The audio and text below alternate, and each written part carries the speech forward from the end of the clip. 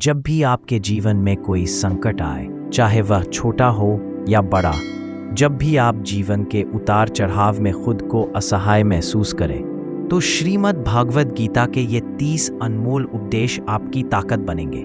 इन दिव्य उपदेशों को गहराई से समझना और इन्हें जीवन में अपनाना आपकी सफलता और शांति के लिए बहुत जरूरी है। इसीलिए इस वीडियो को अंत तक ध्यान से देखें ताकि आपके जीवन में भी सकारात्मक बदलाव आ सके। गीता का पहला उपदेश यही है कि जो व्यक्ति समय पर अपने कर्मों को पूरा नहीं करता, वह समय का सम्मान नहीं करता। जीवन का सारा समय व्यर्थ में समाप्त हो जाता है, क्योंकि समय ही आपका जीवन है। अगर आप अपना समय व्यर्थ में बर्बाद करते रहेंगे और उसकी गवाही देते रहेंगे, तो आप जीवन में कुछ हासिल नहीं कर पाएंगे। अगर आप जीवन में कुछ हासिल करना चाहते हैं, तो समय की कद्र करना जरूर सीखें। जो व्यक्ति गीता के इन 30 उपदेशों को प्रतिदिन सुनेगा, उसे समझ आ जाएगा, फिर जीवन का कितना भी कठिन समय क्यों ना आए, वह ऐसे कठिन समय में भी रास्ता जरूर खोज लेगा। गीता का दूसरा उपदेश यह है कि मृत्यु से डरना व्यर्थ है। हर व्यक्ति के मन में मृत्यु का भय होता है। जब से इस संसार की रचना हुई है, जन्म मरण का चक्र चलता आ रहा है। यह प्रकृति का नियम है। इस सत्य को स्वीकार करते हुए हमें आज को बिना किसी भय के जीना चाहिए। आने वाले क्षण के बारे में कोई कुछ नहीं जानता, लेकिन इस संशय से भयभीत होकर जीवन नहीं दिया जा सकता। गीता का तीसरा उपदेश है कि बुरा व्यक्ति अपनी बुराई कभी नहीं छोड़ेगा। आप उसके साथ कितना भी अच्छा व्यवहार करें, वह आपको कष्ट अवश्य देगा। इसलिए आपको उसके साथ वैसा ही व्यवहार करना चाहिए जैसा वह है। चाहे आप किसी बुरे व्यक्ति के साथ कितना भी अच्छा व्यवहार करें, वह कभी अच्छा नहीं होने वाला था। दुर्योधन पांडवों को मारने के लिए वन में गया था, लेकिन वहां भी लोगों ने दुर्योधन को पकड़ लिया। उसका मित्र कर्ण भी उसे छोड़कर भाग गया। वे भील दुर्योधन को मारना चाहते थे, लेकिन युधिष्ठिर अपने भाई की रक्षा के लिए वहां पहुंच गए और उसकी जान बचाई। लेकिन उसके बाद क्या हुआ? वह हमेशा पांडवों को नुकसान पहुंचाता रहा। इसलिए यदि कोई व्यक्ति बुरा है, वो उसके साथ बहुत अच्छा बनने की कोशिश न करे। उसके साथ वैसा ही व्यवहार करे जैसा वह है, गीता के अनुसार। चौथा उपदेश है कि आप जैसा अन्न खाएंगे, वैसा ही आपका मन और आपकी बुद्धि होगी। अब आप उसी तरह कार्य करेंगे और उसी तरह व्यवहार करेंगे। यदि आप सात्विक भोजन करते हैं, तो आपका मन भी सात्विक होगा। आप सात्विक व्यवहार भी करेंगे, आपकी सोच भी अच्छी होगी।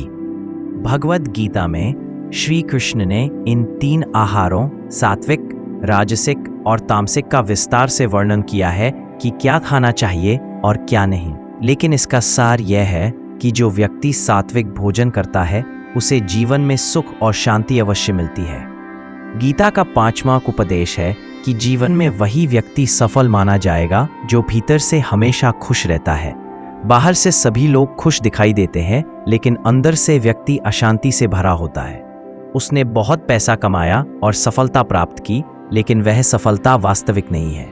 असली सफलता तभी मानी जाएगी जब आपका मन खुश होगा। गीता का 6वां उपदेश है कि किसी दूसरे की चीज पर कभी अधिकार नहीं करना चाहिए। उस पर कभी कब्जा नहीं करना चाहिए।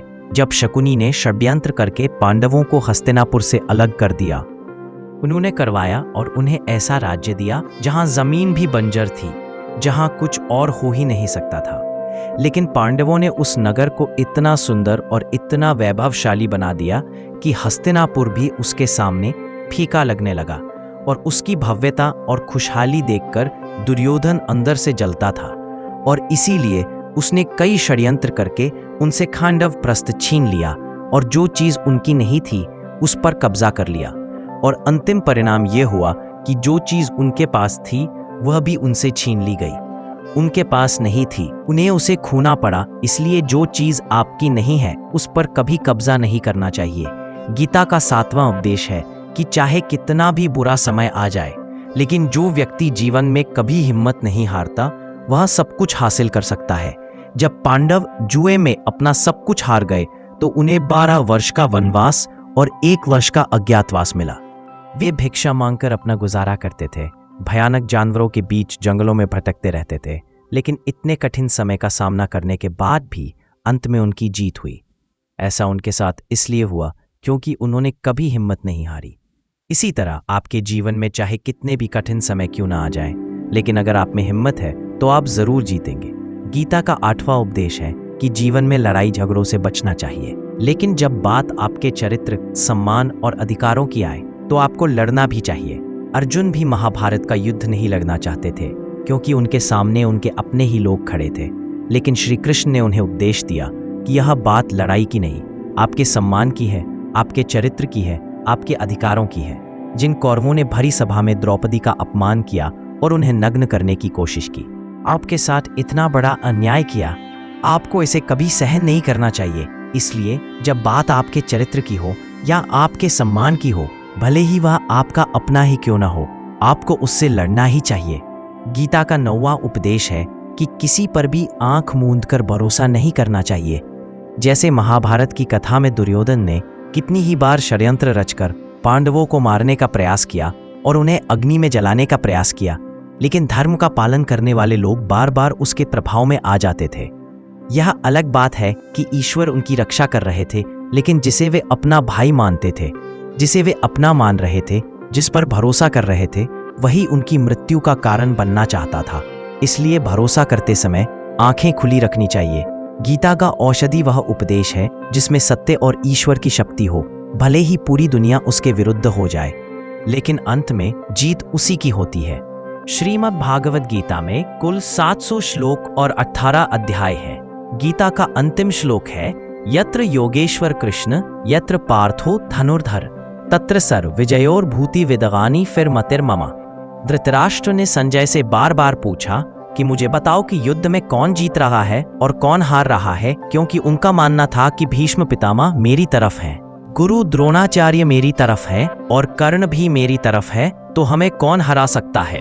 लेकिन संजय ने धृतराष्ट्र से कहा कि जहाँ ईश्वर है वहां हम जा सकते हैं और जीत हमेशा होती है, चाहे आपके पास कितनी भी शक्ति हो, लेकिन सत्य है और जिसके लिए ईश्वर खड़े होते हैं उसे दुनिया में कोई नहीं हरा सकता। गीता का 11वां उपदेश है कि जिसे आप सबसे अधिक महत्व देते हैं वह आपको कभी महत्व नहीं देगा। क्या आपने कभी इस बात पर ध्यान दिया है कि कौन आपका अपमान करता है और वह जिसे आप सबसे अधिक महत्व देते हैं? दूसरों का सम्मान करना अच्छी बात है, लेकिन अगर आप दूसरों का बहुत अधिक सम्मान करते हैं तो आपका सम्मान उनकी नज़रों में खो जाता है। इसलिए किसी को भी आपको कभी भी अपना सब कुछ नहीं बनाना चाहिए कि आप मेरे सब कुछ हैं। जैसे ही आप किसी को अपना सब कुछ बनाते हैं, अगर आप कुछ बनाते हैं तो आपके पास कुछ नहीं बचता है। इसलिए लोगों का उतना ही सम्मान करना चाहिए जितना वे पचा सकें। बहुत अधिक सम्मान देने से केवल अपमान ही प्राप्त हो सकता है। गीता का 12वां उपदेश है कि कभी भी किसी चीज़ की अति नहीं करनी चाहिए। किसी चीज़ की अति नहीं करनी चाहिए। किसी से बहुत अधिक प्रेम नहीं करना चाहिए। किसी से बहुत अधिक घृणा नहीं करनी चाहिए। बहुत अधिक मीठा भी खराब हो जाता है, बहुत अधिक कड़वा भी खराब हो जाता है, बहुत अधिक आराम भी खराब हो जाता है। बहुत अधिक खाने से आप बीमार भी पड़ सकते हैं। बहुत अधिक भूखे रहने से भी आपको नुकसान होगा और बहुत अधिक जागने से भी आपको बहुत नुकसान होगा। इसलिए जीवन को संतुलन के साथ जीना चाहिए। जैसे ही आप संतुलन खो देते हैं, आपके जीवन में कोई छोटी या बड़ी दुर्घटना घट जाती है। गीता का 13वां उपदेश है कि प्रत्येक कार्य को बुद्धिपूर्वक करना ही योग है। योग कर्म सुकौशलम। बहुत से लोग काम करते हैं लेकिन उन्हें कुछ हासिल नहीं होता है। बहुत से लोग कहते हैं कि हम बहुत मेहनत करने पर भी जीवन में सफलता प्राप्त नहीं कर रहे हैं, लेकिन सच्चाई ये है कि बहुत मेहनत करने से आपको सफलता नहीं मिलेगी, लेकिन सही समझ के साथ सही तरीके से काम करने से आपको जीवन में सफलता जरूर मिलेगी। गीता का 14वां उपदेश है कि जो होता है अच्छे के लिए होता है और जो हो रहा है अच्छे के लिए हो रहा है और आगे जो होगा वह भी अच्छे के लिए होगा। खैर, यह बहुत गहरी बात है। जीवन में कुछ चीजें ऐसी होती हैं जिन्हें देखकर हमें लगता है कि यह मेरे साथ ही क्यों हो रहा है, यह सब तो मेरे साथ ही होना था। लेकिन जब वह समय बीत जाता है तो एक दिन हमें समझ आता है कि अगर यह सब हमारे साथ न हुआ होता तो आज हम इस मुकाम पर न होते। अगर यह सब मेरे साथ न हुआ होता तो शायद हमारा जीवन और भी बर्बाद हो सकता था। इसलिए अगर हम यह समझ लें कि जीवन में जो कुछ भी हो रहा है सब अच्छे के लिए ही हो रहा है, तो हम जीवन में हमेशा खुश रहेंगे। गीता का 15वां उपदेश है कि जो मुश्किल समय में आपका साथ दे वही आपका अपना है। बाकी तो बहुत से लोग हैं जो आपके करीब होने का दिखावा करते हैं। बहुत से लोग हैं जो बड़ी बड़ी बातें करते हैं कि हम आपसे बहुत प्यार करते हैं। चाहे कितना भी दुख हो, कोई भी समस्या हो, हमें याद रखना, लोग दुख सहने की बात करते हैं, लोग आने जाने की बात करते हैं, उन्हें ठीक से हाथ मिलाना नहीं आता और दिल मिलाने की बात करते हैं। जब आपके जीवन में असली मुसीबत आएगी तब आपको समझ आएगा कि कौन आपका साथ देने के लिए खड़ा है और कौन भाग गया है, क्योंकि उस समय सभी लोग भाग जाते हैं, क्योंकि लोग जानते हैं कि अगर ये व्यक्ति हमारे पास आएगा तो हमसे सिर्फ मदद मांगेगा और वह हमें कुछ नहीं दे पाएगा। लोग आपसे तभी रिश्ता रखते हैं जब आप उन्हें कुछ दे सकें और उन्हें आपसे कुछ फायदा हो सके। लेकिन जब लोगों को ये बात पता चलती है तो वह समझ जाते हैं कि उन्हें आपसे कोई फायदा नहीं होने वाला है, बल्कि अगर उन्हें आपकी मदद करनी है तो वह आपको दूर से देखकर भाग जाते हैं। इसलिए जो आपके मुश्किल वक्त में आपके साथ खड़ा है सिर्फ वही आपका है। इस दुनिया में बाकी लोग पराये हैं, क्योंकि सिर्फ अपना कहने से कोई आपका नहीं हो जाता। गीता का 16वां उपदेश यही है कि आप किसी की मदद करें या ना करें, लेकिन आपको कभी भी जानबूझकर किसी का दिल नहीं दुखाना चाहिए, क्योंकि जब आपकी वजह से किसी का दिल दुखता है तो याद रखें कि आपको भी उतना ही दर्द होगा। आपको एक दिन जरूर मिलेगा, लेकिन जब आप किसी को दुख पहुंचाते हैं तो आपको इसका एहसास भी नहीं होता है। लेकिन जब कोई आपको दुख पहुंचाता है तब आपको समझ आता है कि दिल पर लगी चोट से कितना दर्द होता है। इसलिए चाहे आप किसी की मदद करें या ना करें, आपको कभी भी किसी को अपना दिल नहीं दिखाना चाहिए। गीता का 17वां उपदेश है कि जो व्यक्ति बातों बातों में गुस्सा करता है उसके जीवन में कभी सुख और शांति नहीं हो सकती, क्योंकि जो व्यक्ति बहुत ज्यादा गुस्सा करता है उसके सभी दोस्त उसे छोड़कर चले जाते हैं। वह भी दर्द में रहता है, वह परेशानियों में रहता है। बहुत ज्यादा गुस्सा या क्रोध करने से आपके पास जो कुछ भी है आप उसे खो देंगे और ऐसे व्यक्ति को कभी शांति नहीं मिलने वाली है। इसलिए यदि आप अपने जीवन में शांति चाहते हैं तो आपको चीजों पर गुस्सा करना बंद कर देना चाहिए। गीता का 18वां उपदेश है कि आप दुनिया में जितना अधिक प्रेम रखेंगे उतना ही अधिक आप जीवन में दुख और दर्द का अनुभव करेंगे। गीता का 19वां उपदेश है कि जो आपका है वो आपके पास रहेगा और जो आपको नहीं मिला वह किसी चीज के लिए जितना अधिक रोगे उतना ही वह चीज आपसे दूर होती जाएगी, और जो चीज वास्तव में आपकी है वह कहीं ना कहीं से आपके पास जरूर पहुंचेगी। इसलिए आपको जीवन में जो नहीं मिल रहा है उसके लिए रोना बंद कर देना चाहिए, जो नहीं मिला है उसके लिए पछताना चाहिए। गीता का 22वां उपदेश है कि यदि आप जीवन में सुख चाहते हैं तो मन की गुलामी छोड़ दें। कई लोग कहते हैं कि हम बहुत कुछ करना चाहते हैं लेकिन हम कुछ नहीं कर पाते हैं। हम सब कुछ जानते भी हैं, हम अपने जीवन को बेहतर बनाने के लिए क्या कर सकते हैं, वह कौन सी चीज है जो हमें नुकसान पहुंचा रही है, लेकिन फिर भी हम कुछ नहीं कर पा रहे हैं। हम सब कुछ समझते हैं लेकिन समझने और चाहने के बाद भी हम कुछ नहीं कर पाते हैं। ऐसा इसलिए होता है क्योंकि आप अपने मन के गुलाम बन गए हैं। लोग अपनी जीभ का स्वाद भी नहीं छोड़ पा रहे हैं। फिर वे कहते हैं कि हम पतले नहीं हो पा रहे हैं, फिट नहीं हो पा रहे हैं, सफलता नहीं मिल रही है, क्योंकि आप वह नहीं कर रहे हैं जो आपको करना चाहिए। आपका मन सब कुछ समझते हुए भी आपको ऐसा करने की इजाजत नहीं देता। इसलिए अगर आप जीवन में आगे बढ़ना चाहते हैं तो अपने दिल के मुताबिक चलना बंद करें। आपको केवल वही करना चाहिए जो आपके लिए सही है। गीता का 21वां उपदेश है कि आलसी व्यक्ति कभी कुछ हासिल नहीं कर सकता। ज्यादातर लोग बस योजनाएं बनाते रहते हैं कि मुझे बड़ा घर चाहिए, मुझे बड़ी गाड़ी चाहिए, मुझे दुनिया घूमनी है, मुझे ये चाहिए, मुझे वह चाहिए। हर कोई यही सोचता है लेकिन उस पर कड़ी मेहनत करता है। वे अपना काम नहीं करते क्योंकि इच्छा करना बहुत आसान है, लेकिन उसके लिए काम करते रहना बहुत मुश्किल है। हर कोई चाहता है कि उसका शरीर फिट रहे, लेकिन उसके लिए व्यायाम जरूरी है। यह आपको ही करना है। अगर कोई व्यक्ति आलसी होकर बैठा रहता है तो उसे न तो अच्छा शरीर मिलता है और ना ही अच्छा जीवन। इसलिए अगर आप जीवन में कुछ हासिल करना चाहते हैं तो अपने जीवन से आलस्य को निकाल दें। आलस्य के कारण आपको कुछ नहीं मिलेगा, बल्कि जो आपके पास है उसे भी आप खो देंगे। गीता का 22वां उपदेश है कि खुद को ऐसी किसी भी बुरी आदत में न पड़ने दें जो आपके जीवन को बर्बाद कर दे। महाभारत का यह युद्ध कहीं ना कहीं जुए की आदत का कारण है। सारा खेल वहीं से शुरू हुआ था। जुए की ऐसी लत वहीं से शुरू हुई जहां युधिष्ठिर ने अपने भाइयों को दांव पर लगा दिया, अपनी पत्नी को दांव पर लगा दिया।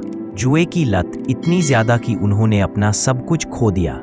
इसी तरह जब हम भी अपने जीवन में ऐसी बुरी आदत डाल लेते हैं, चाहे वह किसी भी चीज की हो, चाहे वह लत की हो, मोबाइल की हो, किसी भी व्यक्ति की हो, कोई भी गलत काम करने की हो, कोई भी बुरी आदत जो आपको बर्बाद कर सकती है, अगर आप इसे नहीं छोड़ते हैं तो इससे पहले ही सब कुछ खत्म हो जाएगा कि आपकी आदत आपको नष्ट कर दे। आपको अपनी बुरी आदतों को खत्म कर देना चाहिए। ये गीता का 23वां उपदेश है।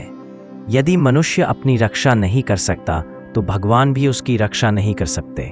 श्री कृष्ण अर्जुन से कहते हैं कि तस्मात् सर्वेषु कालेषु मस्मर युद्ध च, अर्थात हे अर्जुन, तुम हर काल में मेरा स्मरण करते रहो और युद्ध भी करते रहो। तो अर्जुन ने श्री कृष्ण से पूछा कि ये युद्ध कुछ दिनों में समाप्त हो जाएगा, लेकिन आप कह रहे हैं कि तुम्हें हमेशा मेरा स्मरण करते रहना चाहिए और हमेशा युद्ध करते रहना चाहिए। इसका क्या मतलब है? तब श्री कृष्ण ने अर्जुन से कहा कि ये जीवन एक युद्ध भूमि है।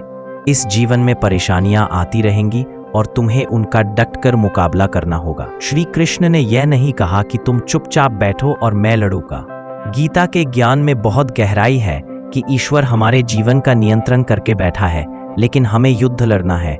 हमें ईश्वर को याद करना है कि हे ईश्वर, मुझे शक्ति दो, मुझे समझ दो, मुझे बुद्धि दो, ताकि मैं अपने जीवन की सभी लड़ाइयाँ जीत सकूं, मैं जीवन में सही रास्ते पर चल सकूं।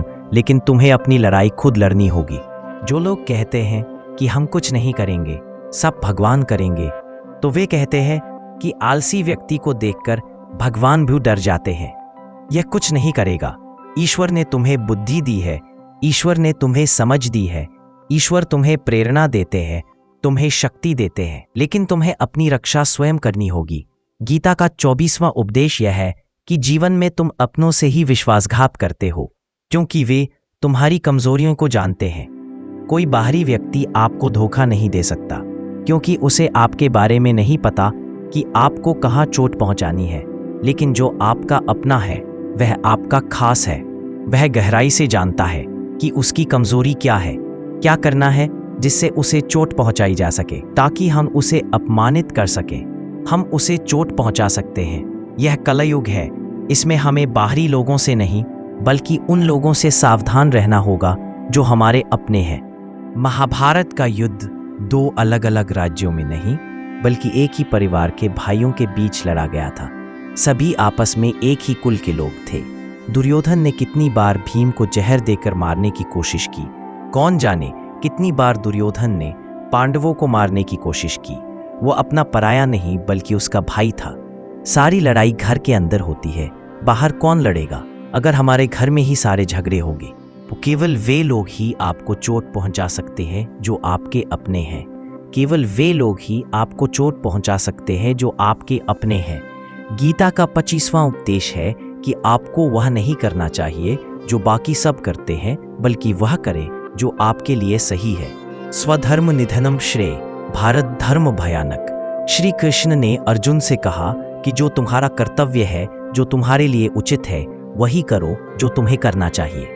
जो संसार कर रहा है वह कभी मत करो, क्योंकि अर्जुन श्री कृष्ण से कहने लगे कि भीषण युद्ध में उतरने से अच्छा है कि तुम सन्यासी बन जाओ। तो श्री कृष्ण ने अर्जुन से कहा कि सन्यासी बनना तुम्हारा कर्तव्य नहीं है, यह तुम्हारा धर्म नहीं है। तुम क्षत्रिय हो, तुम्हारा कर्तव्य है और तुम्हारा धर्म है कि तुम अधर्म का नाश करो और धर्म की रक्षा करो। हर मनुष्य का अलग कर्तव्य है, अलग मार्ग है। इसीलिए कभी उस मार्ग पर मत जाओ जहां सारी भीड़ जा रही है। कभी वह काम मत करो जो संसार करता है, कि आजकल यह एक चलन बन गया है, यह एक फैशन बन गया है, हर कोई करता है, इसलिए हम भी वही काम कर रहे हैं। पूरी भीड़ वही काम कर रही है, इसलिए हम भी कर रहे हैं। अगर आप वो करेंगे जो भीड़ कर रही है, तो आप भी उसी भीड़ में कहीं खो जाएंगे। लेकिन साथ ही अगर आप वो पढ़ेंगे जो आपके लिए सही है, जो आपकी प्रतिभा है, तो दुनिया की पूरी भीड़ में भी आप अलग दिखेंगे। गीता का 26वां उपदेश है कि आपको कभी भी किसी से बहुत ज्यादा आसक्त नहीं होना चाहिए। जिससे भी आपका सबसे ज्यादा लगाव होगा, उसे देखकर आपको जरूर रोना आएगा। आसक्ति के कारण ही आप किसी के लिए मर जाएंगे। आसक्ति के कारण ही कई बार आपको अपमान सहना पड़ता है, और कई लोग आसक्ति के कारण अपना अपमान भी नहीं देखते कि दूसरा व्यक्ति मेरा सम्मान ही नहीं कर रहा है और मैं इस वजह से मर रहा हूँ। वह आपकी आंखों पर ऐसी पट्टी बांध देता है कि आपको सच या झूठ दिखाई नहीं देता। आप किसी भी व्यक्ति का चेहरा नहीं देख सकते। आप जो भी देखते या सुनते हैं उस पर विश्वास करने लगते हैं, चाहे आपको कितना भी दर्द क्यों न हो रहा हो। अगर आप किसी व्यक्ति को ठीक से समझना चाहते हैं, आप उसकी सच्चाई जानना चाहते हैं, उसके लिए यह बहुत जरूरी है कि आप जल्द से जल्द उसके आसक्ति से बाहर आ जाएं। आपका आसक्ति आपको दर्द देता है। जिस दिन आसक्ति समाप्त हो जाएगी, उस दिन आपको किसी भी रिश्ते से कोई दुख नहीं मिल सकता, क्योंकि आपको फिर कोई अंतर महसूस नहीं होगा। गीता का 27वां उपदेश है कि जो भी आपके साथ अधर्म करता है, पाप करता है, गलत काम करता है, उसे दंड अवश्य मिलना चाहिए। यदि आप उसे सहन करेंगे तो वह आपके साथ और अधिक गलत करता रहेगा। यदि आप उसे सहन करेंगे तो आप भी उसके पाप में भागीदार बनेंगे। अर्जुन ने श्री कृष्ण से कहा कि जिनसे मैं युद्ध करने जा रहा हूँ, ये सब मेरे हैं, वे भाई हैं, वे मेरे गुरु हैं। मैं उनके सामने कैसे शस्त्र उठाऊं, उनका वध कैसे करूं? तब भगवान श्री कृष्ण ने अर्जुन से कहा कि जिन्हें आप अपना मानते हैं, वे सभी अधर्मी हैं, वे पाप के पक्ष में खड़े हैं, और यदि आप उनका वध नहीं करेंगे और युद्ध नहीं करेंगे तो समाज में और अधिक पाप बढ़ेंगे, क्योंकि जब ऐसे पापियों को कोई नहीं रोकता तो वे और भी अधिक पाप करते हैं। इसी प्रकार जब कोई आपके साथ गलत करता है, आपको कष्ट देता है और आप चुप रहते हैं, तो दूसरे व्यक्ति का मनोबल बढ़ेगा। वह आपको कमजोर समझने लगता है और आपके साथ गलत करना अपना अधिकार समझने लगता है। लेकिन जब आप उसके गलत व्यवहार को रोकते हैं और उसके गलत काम का विरोध करते हैं, तो वह अपनी सीमा में रहना सीख जाता है।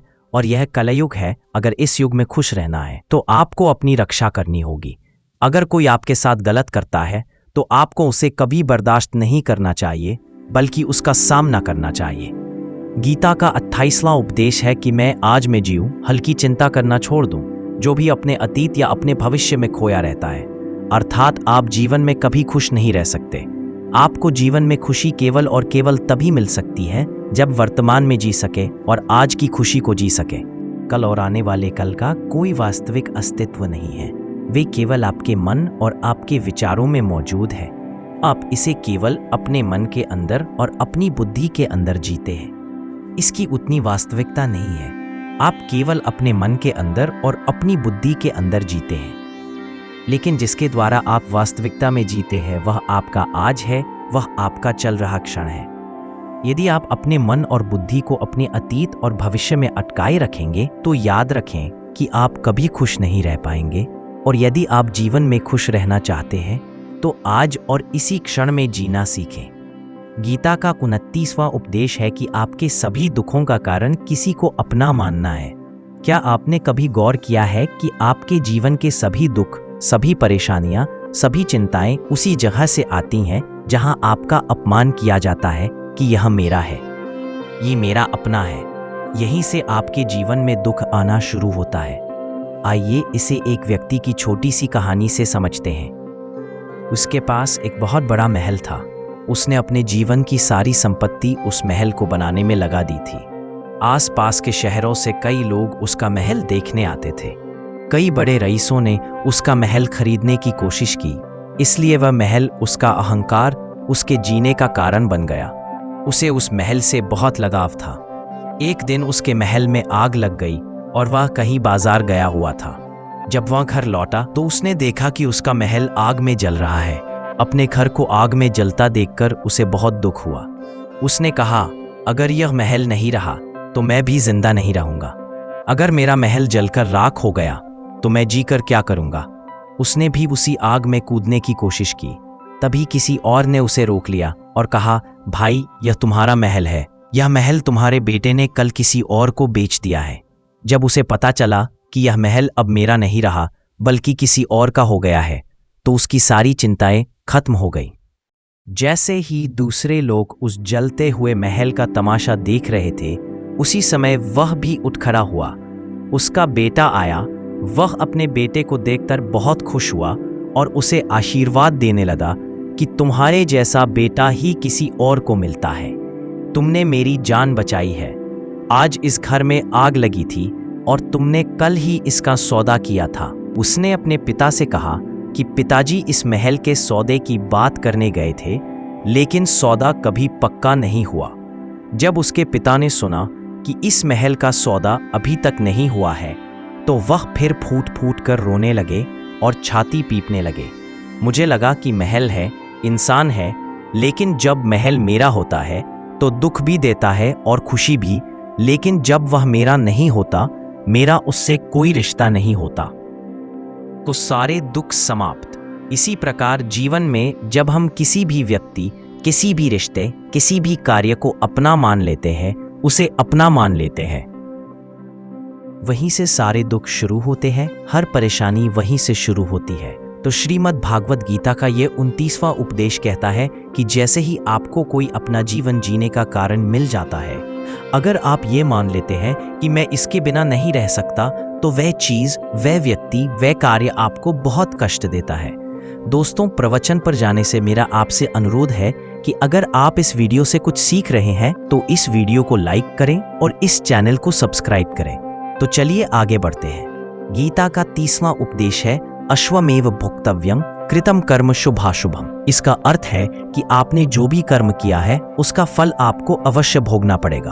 अगर आपने अच्छे कर्म किए हैं तो जाने अनजाने में किसी कठिन समय पर वे अच्छे कर्म आपको उस कठिन समय से बचाएंगे। अगर आपने गलत कर्म किए हैं, अगर आपने पाप है, तो उसकी सजा जरूर मिलेगी।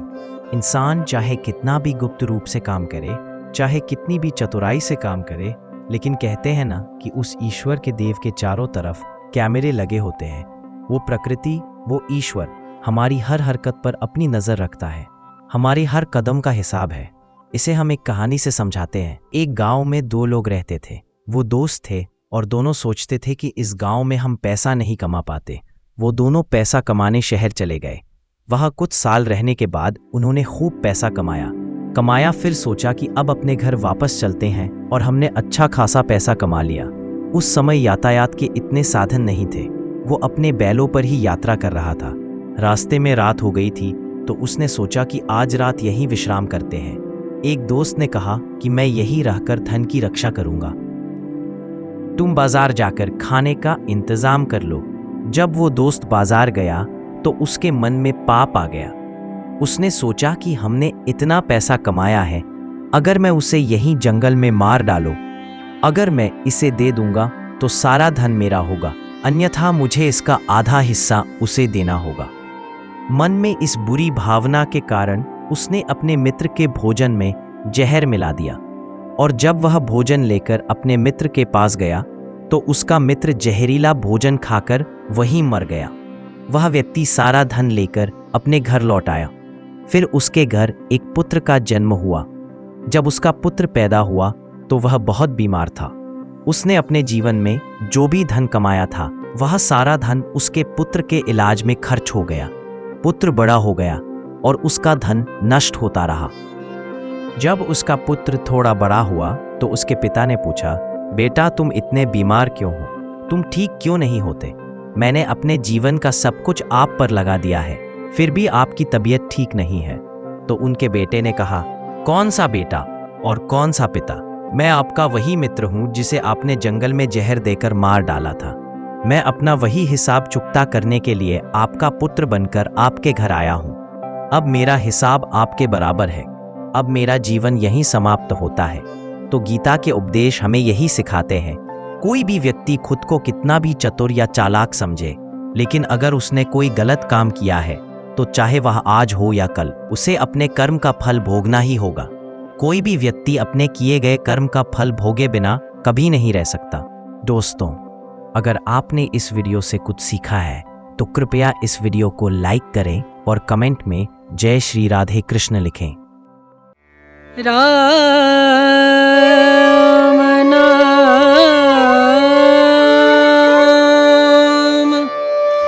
भजले राम नाम सुख धाम, भजले राम नाम सुख धाम, भजले राम नाम सुख धाम।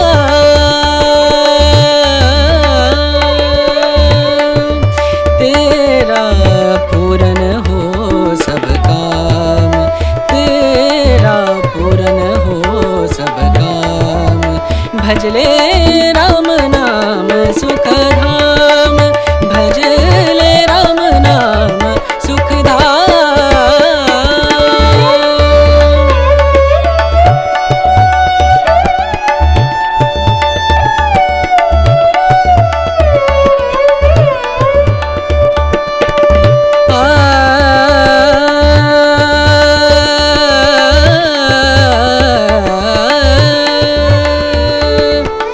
संत समागम, संत समागम, संत समागम, संत समागम करे निरंतर, संत समागम करे निरंतर, जग से हो उपरात, जग से हो उपरात। ब्रह्मानंद परम पद पावे, ब्रह्मानंद ब्रह्मानंद परम पद पावे, मन होवे निष्काम, मनवा मन होवे निष्काम, भजले राम नाम सुख धाम, भजले राम नाम सुख धाम, भजले राम नाम सुख धाम, राम नाम सुख, राम नाम